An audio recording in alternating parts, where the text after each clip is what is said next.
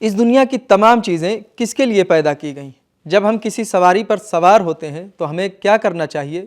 اور مشرکین اپنا خالق کس کو مانتے تھے؟ آئیے جانتے ہیں ان سوالوں کے جوابات کے بارے میں ہمارے آج کے اس ایپیسوڈ میں۔ اعوذ باللہ من الشیطان الرجیم، بسم اللہ الرحمن الرحیم۔ محترم ناظرین، سلام علیکم ورحمۃ اللہ وبرکاتہ۔ سبیل قرآن کی جانب سے پیش کیے جانے والے اس تفسیری پروگرام میں ایک بار پھر آپ کو خوش آمدید کہتے ہیں۔ آج ہم آپ کے سامنے سورہ زخرف کی آیت نمبر 9 سے آیت نمبر 14 تک کی تفسیر بیان کریں گے۔ تو آئیے سب سے پہلے اس سورہ کی 2 آیتوں کو یعنی آیت نمبر 9 اور آیت نمبر 10 کی تفسیر جاننے کے لیے اس کی تلاوت اور ترجمے کو غور سے سن لیتے ہیں۔ کتاب انزلناه الیک مبارک لیدبروا آیاته ولیتذکر اولو الالباب۔ بسم اللہ الرحمن الرحیم۔ وَلَئِن سَأَلْتَهُم مَّنْ خَلَقَ السَّمَاوَاتِ وَالْأَرْضَ لَيَقُولُنَّ خَلَقَهُنَّ الْعَزِيزُ الْعَلِيمُ الَّذِي جَعَلَ لَكُمُ الْأَرْضَ مَهْدًا وَجَعَلَ لَكُمْ فِيهَا سُبُلًا لَعَلَّكُمْ تَهْتَدُونَ۔ اور اے رسول، اگر تم ان سے پوچھو کہ سارے آسمان و زمین کو کس نے پیدا کیا تو وہ ضرور کہہ دیں گے کہ ان کو بڑے واقف کار زبردست خدا نے پیدا کیا ہے، جس نے تم لوگوں کے واسطے زمین کا بچھونا بنایا اور پھر اس میں تمہارے نفع کے لیے راستے بنائے تاکہ تم راہ معلوم کرو۔ بہترین تلاوت اور ترجمے کو سن لینے کے بعد اب آئیے ان دونوں آیتوں کے نقطے کو بھی غور سے سن لیتے ہیں۔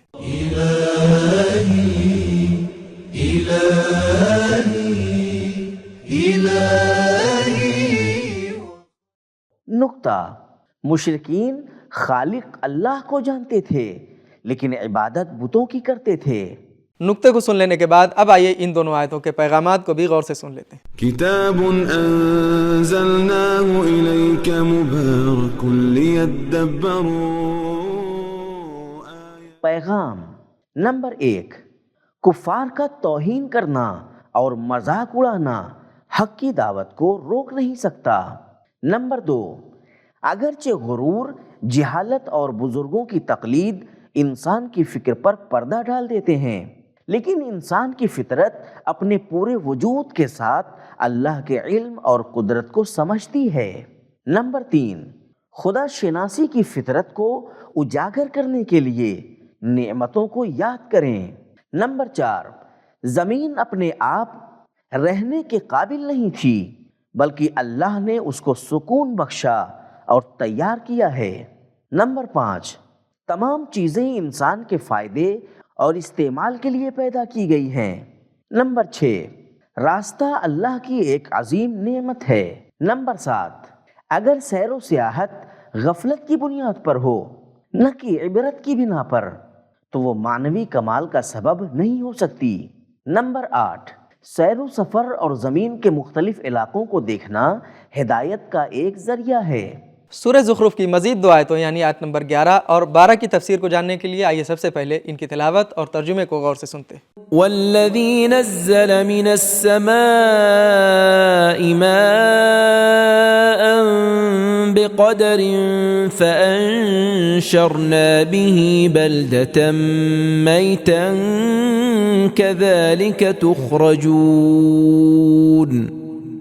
وَالَّذِي خَلَقَ الْأَزْوَاجَ كُلَّهَا وَجَعَلَ لَكُم مِّنَ الْفُلْكِ وَالْأَنْعَامِ مَا تَرْكَبُونَ۔ اور جس نے ایک مناسب انداز کے ساتھ آسمان سے پانی برسایا، پھر ہم ہی نے اس کے ذریعے سے مردہ پڑتی شہر کو زندہ آباد کیا، اسی طرح تم بھی قیامت کے دن قبروں سے نکالے جاؤ گے۔ اور جس نے ہر قسم کی چیزیں پیدا کی اور تمہارے لیے کشتیاں بنائیں اور 4 پائے پیدا کیے جن پر تم سوار ہوتے ہو۔ تلاوت اور ترجمے کو سننے کے بعد اب آئیے ان دونوں آیتوں کے نکات کو بھی غور سے سن لیتے ہیں۔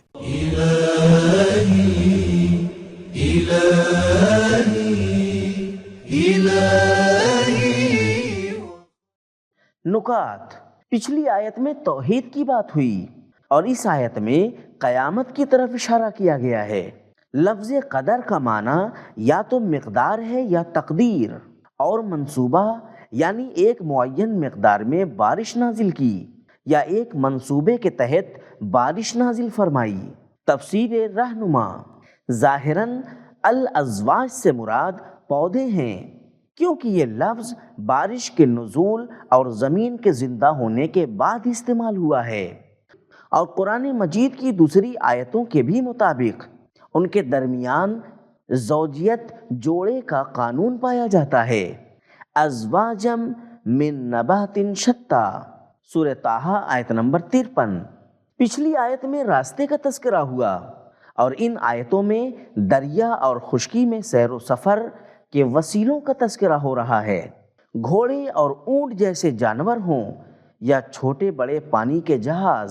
نکات کو سن لینے کے بعد اب آئیے دیکھتے ہیں کہ یہ دونوں آیتیں ہمیں کیا پیغام دیتی ہیں۔ كتاب أنزلناه إليك مبارك ليدبروا پیغام نمبر 1، بارش کے ایک ایک قطرے کا حساب و کتاب ہے۔ نمبر 2، مناسب مقدار میں بارش ہونا بہت بڑی نعمت ہے۔ نمبر 3، اللہ تمام امور کو انہی وسیلوں کے ذریعے انجام دیتا ہے جنہیں خود پیدا کیا ہے۔ بارش کو زمین کی حیات کا سبب بنایا ہے۔ نمبر 4، پانی زندگی اور حیات کا سرچشمہ ہے۔ نمبر 5، بہار کا موسم اور کلیوں کا کھلنا قیامت کا ایک نمونہ ہے۔ نمبر 6، قیامت کے دن انسانوں کا زندہ ہونا لازمی ہے۔ نمبر 7، جوڑا صرف انسانوں یا جانوروں سے مخصوص نہیں ہے۔ نمبر 8، انسانی صنعتیں اللہ کے الہام اور ان قوانین کے ذریعے ہیں جو اللہ نے اپنی خلقت میں رکھی ہیں۔ نمبر 9، جانوروں جیسی طبعی سواریاں ہوں یا جہاز جیسی مصنوعی سواریاں، دونوں اللہ کی نعمتیں ہیں۔ اب آئیے سورہ زخرف کی آیت نمبر 13 اور 14 کی تفسیر کو جاننے کے لیے بھی ان کی تلاوت اور ترجمے کو غور سے سن لیتے ہیں۔ لِتَسْتَوُوا عَلَى ظُهُورِهِ ثُمَّ تَذْكُرُوا نِعْمَةَ رَبِّكُمْ إِذَا اسْتَوَيْتُمْ عَلَيْهِ وَتَقُولُوا سُبْحَانَ الَّذِي سَخَّرَ لَنَا هَذَا وَمَا كُنَّا لَهُ مُقْرِنِينَ وَإِنَّا إِلَىٰ رَبِّنَا لَمُنقَلِبُونَ، تاکہ تم اس کی پیٹھ پر چڑھو اور جب اس پر اچھی طرح سیدھے ہو بیٹھو تو اپنے پروردگار کا احسان یاد کرو اور کہو وہ خدا ہر عیب سے پاک ہے جس نے اس کو ہمارا تابعدار بنایا، حالانکہ ہم تو ایسے طاقتور نہ تھے کہ اس پر قابو پاتے، اور ہم کو تو یقیناً اپنے پروردگار کی طرف لوٹ کر جانا ہے۔ دونوں آیتوں کی بہترین تلاوت اور ترجمے کو ملاحظہ کر لینے کے بعد اب آئیے ان دونوں آیتوں کے پیغامات کو بھی غور سے سن لیتے ہیں۔ كتاب أنزلناه إليك مبارك ليدبروا پیغام نمبر 1، نعمتوں سے استفادہ اللہ کی یاد اور اس کے شکر کے ساتھ ہونا چاہیے، غرور اور غفلت کا سبب نہ بنے۔ نمبر 2، تمام نعمتیں اور نعمتوں کا ضرورت کے مطابق ہونا اللہ کی ربوبیت کا جلوہ ہے۔ نمبر 3، شکر کا طریقہ اللہ سے سیکھیں۔ نمبر 4، اللہ کی تسبیح کرنا اس کی حمد اور ذکر کا ایک نمونہ ہے۔ نمبر 5، زمین اور جانوروں کا انسان کے قابو میں ہونا اللہ کی بہت بڑی نعمت ہے۔ نمبر 6، اگر اللہ نے انسان کو جانوروں پر قابو نہ دیا ہوتا تو انسان ان سے استفادہ کرنے سے عاجز ہوتا۔ نمبر 7، اپنی عاجزی اور مجبوری کا اعتراف کرنا خود شکر کا ایک نمونہ ہے۔ نمبر 8، سواری پر سوار ہوتے وقت اللہ کا شکر ادا کریں اور آخرت کے سفر کو یاد کریں۔ تو ناظرین کرام، آج کے ایپیسوڈ میں ہم نے یہ جانا کہ دنیا کی تمام چیزیں انسانوں کے فائدے اور استعمال کے لیے پیدا کی گئی ہیں۔ سواری پر سوار ہوتے وقت ہمیں اللہ کا شکر ادا کرنا چاہیے اور آخرت کے سفر کو یاد کرنا چاہیے۔ اور مشرکین اپنا خالق تو اللہ کو مانتے تھے لیکن عبادت بتوں کی کیا کرتے تھے۔ یہ تھے ہمارے سوالوں کے جوابات۔ ملتے ہیں اگلے ایپیسوڈ میں، تب تک کے لیے شکریہ، خدا حافظ۔ سبیل قرآن، قرآنی سماج کی پہچان۔